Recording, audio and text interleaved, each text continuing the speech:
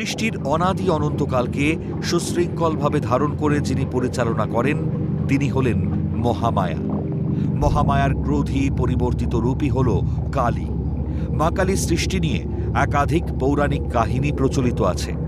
দেবী দুর্গা যখন চণ্ড ও মুণ্ড নামক দুই অসুরকে পরাজিত করতে গিয়েছিলেন তখন তিনি ভীষণ ক্রোধে জ্বলে উঠেছিলেন। সেই ক্রোধের বহিঃপ্রকাশ হিসেবেই তার কপাল বা তৃতীয় নেত্র থেকে জন্ম নেন এই কৃষ্ণবর্ণা দেবী, যিনি হলেন কালী।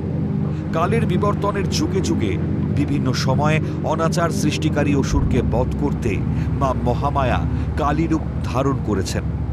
যেমন দক্ষিণা কালী, কৃষ্ণকালী, সিদ্ধকালী, গুজ্জকালী, শ্রীকালী, ভদ্রকালী, চামুণ্ডা কালী, শ্মশান কালী, মহাকালী, আদ্যা কালী।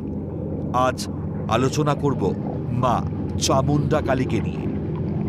দেবী মাহাত্ম্যম অনুসারে রক্তবীজ দৈত্যের রক্ত পান করে তিনি চামুণ্ডা নামে পরিচিত হন। এই কারণে তাকে দেবী কালীরই একটি রূপ হিসেবেও বিবেচনা করা হয়। এই দেবীকে প্রায়শই ভয়ঙ্কর এবং অসুর বিরোধী দেবী হিসেবে চিত্রিত করা হয়। দেবী মাহাত্ম্যমের পরবর্তী অধ্যায়ে জানা যায় শুম্ভ নিশুম্ভের সৈন্যবধের উদ্দেশ্যে দেবী দুর্গা নিজ দেহ থেকে মাতৃকাগণের সৃষ্টি করেন। বরাহ পুরাণেও রক্তবীজের উপাখ্যানটি উল্লেখিত আছে। কিন্তু এই কাহিনী অনুসারে মাতৃকারা একে অন্যের দেহ থেকে উৎপন্ন হয়েছিলেন। চামুণ্ডা উৎপন্ন হন দেবী নারসিংহীর পা থেকে।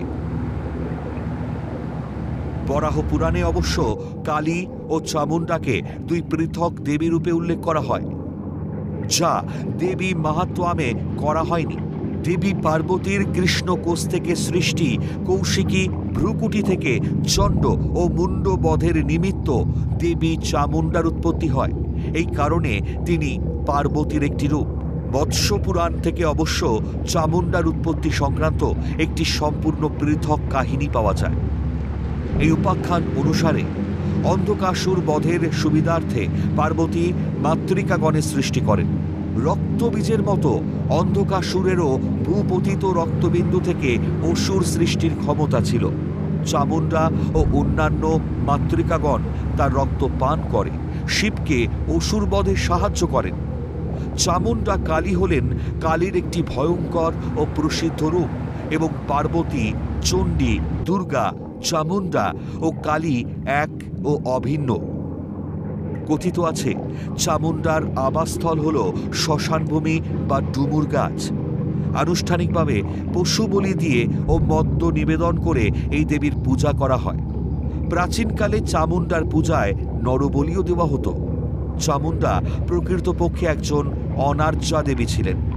পরবর্তীকালে তাকে হিন্দু ধর্মে গ্রহণ করা হয় এবং অষ্টমাতৃকা বা অষ্টশক্তির অন্যতমা রূপে চামুণ্ডা হিন্দু দেবমণ্ডলীতে স্থান পান।